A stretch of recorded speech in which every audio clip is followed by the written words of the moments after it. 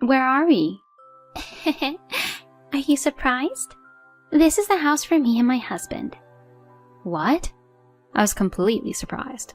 To be honest, the house was too luxurious that it didn't suit my in-laws. Well, my in-laws are free to define their own happiness however they want, so I can't really say anything about it. I'm happy for you. I'm glad you two get to enjoy life like this. Yes, I'm really happy. Now then, Sasha, let's get down to business. I'm counting on you to pay the loan. Huh? What on earth are you talking about? Because you're paid well, right? Then you can at least pay the loan, right? There's no way I'm going to pay that. Why not? If you thought of us, you would pay it. Wouldn't you? No, I'm sorry, but this doesn't make any sense at all. How much is the loan anyways? It's a 15-year loan, $2,000 per month. Excuse me?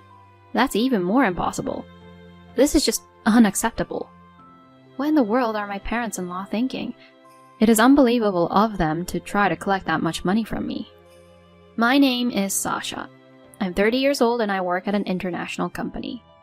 When I was a student, I studied hard and was able to go to a prestigious, well-known university. And because of that, I was blessed with a job and was able to work for a major foreign affiliated company.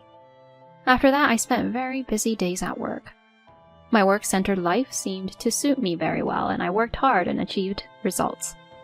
Although I was leading a fulfilling life in this way, it was also true that I was feeling somewhat lonely. That is when I met Paul, who later became my husband. My encounter with Paul was a little unusual.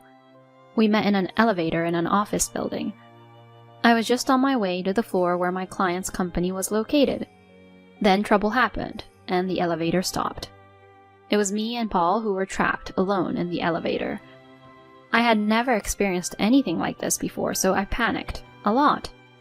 I talked to the button on the elevator to call the rescue team, and they said it would take 30 minutes for them to arrive. Oh, what should I do? I'll be late for my meeting. There's no signal, so I can't call them. Paul, who was in the elevator with me, laughed as I mumbled this. No, I'm sure you'll be fine. Because if you're heading to the office in this building, everyone must know that the elevator stopped, and no one would blame you for being late because of being stuck in the elevator. You're right.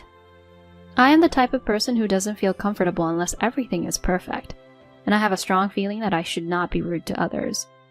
That's why I was surprisingly weak in situations like this. Paul calmly assessed the situation and calmed me down a little, but my anxiety and worry did not completely disappear.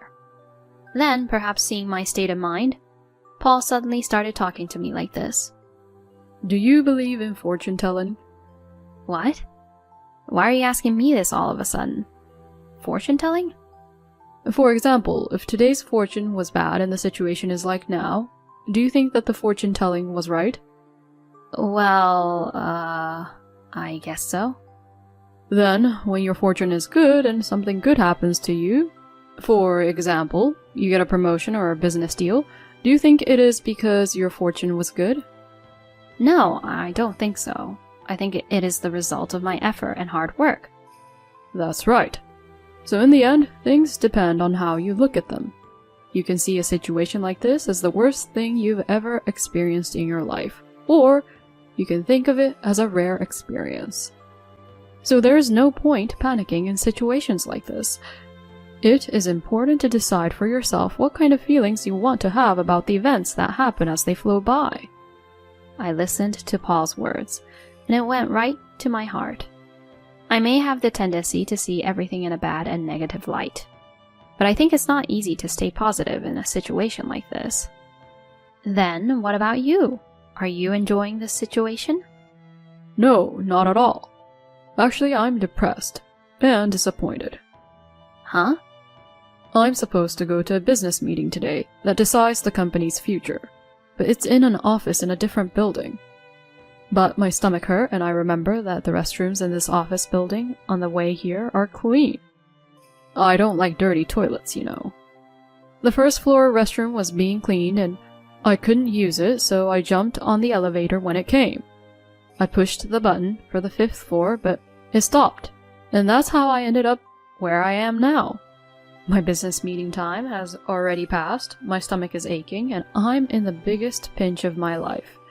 Come to think of it, I was at the bottom of the fortune-telling list today. Maybe that's why. He said it so naturally that I couldn't help but laugh. You're in a much more difficult situation than I am, aren't you? And yet, you said what you said just now. Because you looked quite upset. That's true. I was wondering why you were so relaxed. Well, I'm glad that you were able to relax, even for a bit. Now is the time for you to exercise your positive thinking, isn't it? No. If I do that and relax myself, my stomach would probably get relaxed too, and that would be a bad thing.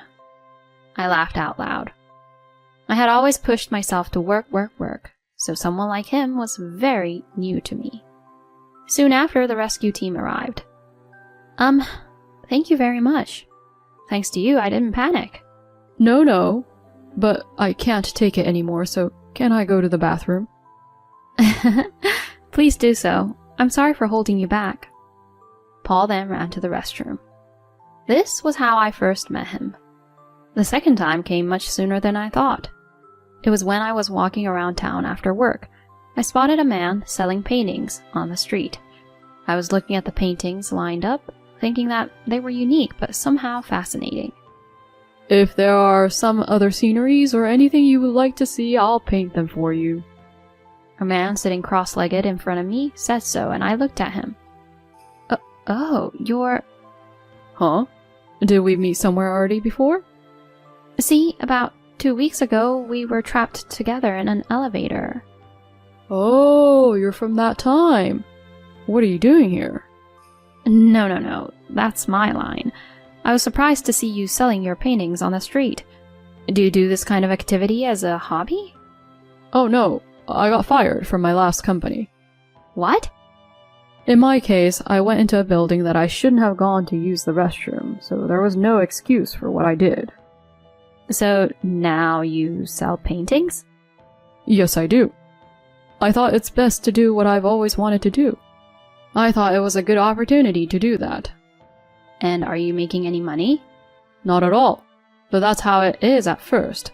But I don't want to be recognized as an artist after I die, though. I was once again attracted by his unconcerned attitude. At the time, I had just made a mistake at work and was feeling down. Then, please give me this $30 painting. What? Really? Thank you very much. It was so cute to see Paul so happy like that. After that, I started seeing him and asked him out to dinner. Then I confessed my feelings for him and we started to go out. He had already cancelled his lease and was moving from one friend's house to another, so I invited him to my house to live with me. He was a very good cook and did perfect housework, allowing me to concentrate on my work to the best of my ability. Apparently, the fact that he was able to move from one friend's house to another was rather useful because he was doing housework at a housekeeper's level. He was really easy to live with because he usually had a laid-back personality that really helped me relax as well. I didn't want to let him go, so I proposed to him, which I never thought I would do. He was surprised, but when I told him how I felt, he accepted my proposal. We got married and had a happy family, but there was one problem, and that was my husband's parents, Lily and Jason. Both of them didn't bully me or anything, but they were surprisingly greedy. Hey, Sasha, I want this brand bag. I want this motorcycle. What? But I don't know what to say. Huh? Because you work for a major international company. Of course, you'd gift your parents these kind of things, right? No. Why should I even gift you these things? We're the parents. It's a child's duty to gift these things to the parents to show how grateful you are to us. No, I'm just your son's wife. You also become our child when you get married to our son. Don't be stingy. Just buy them. But we gave you gifts for Mother's Day and Father's Day last time, didn't we? I don't care when or how many gifts you give. You can give gifts anytime you want, right? No, my savings are decreasing too, so... It will be fine. Sasha, you earn enough money anyway. There were many times when Lily and Jason persistently made requests like this, and I ended up buying them their gifts. I was indeed troubled, but I also wanted to get along with them because they were my husband's parents. So I couldn't really talk to my husband about it. Then one day my parents-in-law did something outrageous. Sasha, I want to show you something today. Huh? What is it? That's something you'll have to wait and see. With that, my in-laws took me somewhere in their car. My husband had just gone out with his friends. I was anxious to see where they were taking me. Then we stopped in front of a house in an upscale residential area. Where is this? Are you surprised? This is our new house where Jason and I will live from now on. What? I was surprised. To be honest, it is a very luxurious house that doesn't really suit my parents-in-law. I didn't think Jason and Lily would be able to afford the rent with the money they earn. Wow, you two made a bold purchase, didn't you? Yes, it was. But I'd be so happy to spend my retirement in such a nice house like this. I can brag about it to all my friends. Well, my in-laws are free to define their own happiness however they want, so I can't really say anything about it. They have always come to visit us at our apartment, so if they buy a new house for themselves, they may have less chance to come here. That might be a good thing. Then I'd have more time with my own husband. I'm happy for you two. I'm glad you two are going to enjoy your life here. Yeah, we're really happy. Well then, Sasha, let's get down to business. I'll be counting on you to pay the mortgage. Excuse me? What on earth are you talking about? Because you're paid well, right? Then you can at least pay us the mortgage, right? No. What are you talking about? There's no way I would pay such a thing. Why not? If you thought of us, you would pay it, don't you? No, this doesn't make any sense at all. How much is the loan anyway? It's a 15-year loan. $2,000 per month. What? That's even more impossible. This is just unacceptable. Wait a minute. We'll be in trouble if you don't pay up. There's no way we can afford it. I'm sorry, but that's impossible. Please, give up. Saying that, I ran and left, got a taxi and went home. What in the world were my in-laws thinking about? They were being outrageous, asking me to pay their mortgage like that. I managed to escape at that time, but my in-laws were very persistent. They kept calling me, sending me messages after messages, and even barging into my office. Hey, Sasha, just pay the mortgage as soon as possible. All you have to do is wire me the $2,000. Even though I refused every single time, my parents-in-law never gave up. They even came to my parents' house and asked me to convince their daughter. They were so insistent that I almost became neurotic. Then my husband seemed to notice that I was having a hard time. What's wrong? Oh, If something's bothering you, you should talk about it to me. Okay. I must have had enough. I told my husband everything. I was crying as I talked. I see. I had no idea my mom and dad did that. I'm sorry. I know they're your parents and I wanted to get close with them, but... No, I'm the one who's sorry. I didn't realize that at all. I can't believe I put you through that much trouble. Okay, I'll take care of it then. Huh? Then my husband started making a phone call to somewhere, and he was moving around in a hurry. I was really surprised to find out about the plan my husband had made. I didn't know he was that kind of person. And in no time at all, things were going according to my husband's plan. Incidentally, my in-laws were visiting the company where I worked once again to make me pay their mortgage. Please, let us talk to Sasha. Is this for a business meeting or something? We're her in-laws. We need to talk to her about something very personal.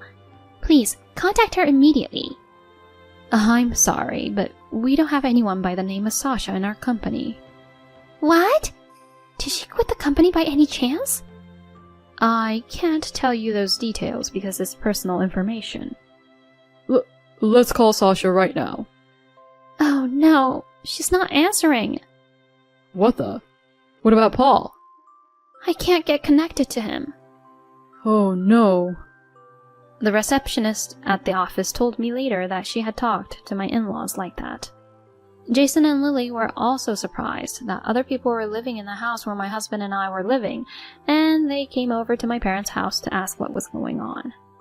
My parents sent them away, saying that they would not tell them where I was, and that they would call the police if they stayed there any longer. Then there were many messages from my in-laws to me, but we continued to ignore them all. Then, a year passed. Should I contact them now? With that, my husband replied to my in-laws. Are you two okay? Then the message was immediately read, and we got a phone call from them. Paul, where are you right now? We're in a serious situation here. You guys bought the house all on your own, didn't you? I mean, I won't forgive you for trying to make Sasha pay for your mortgage. I'm sorry about that, but I'll make it last this time, so please help us out. What's the situation now? Oh, after all that, we ended up giving up the house, but the value of the house dropped as soon as we bought it, and we're in about $200,000 debt. We've been borrowing from other consumer lenders to pay the debt. I'm at the point where I can't borrow any more money, though.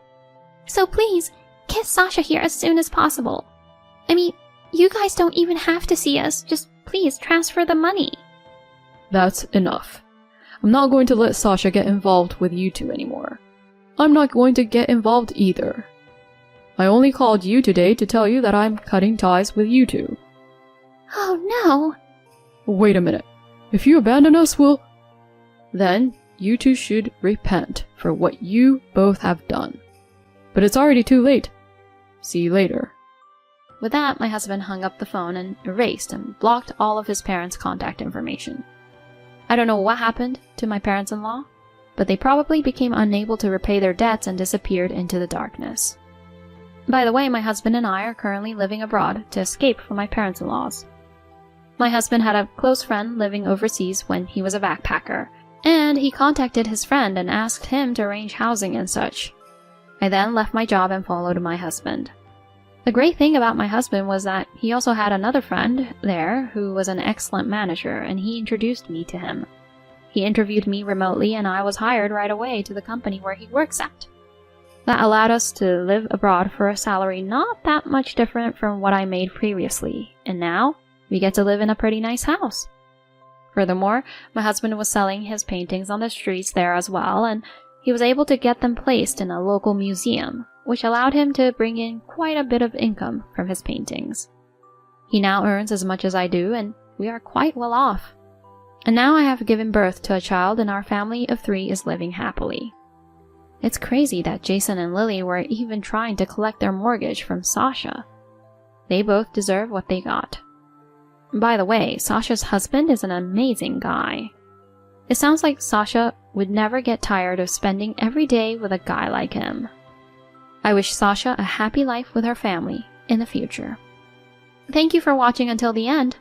If you enjoyed the video, please subscribe to our channel. See you in our next video.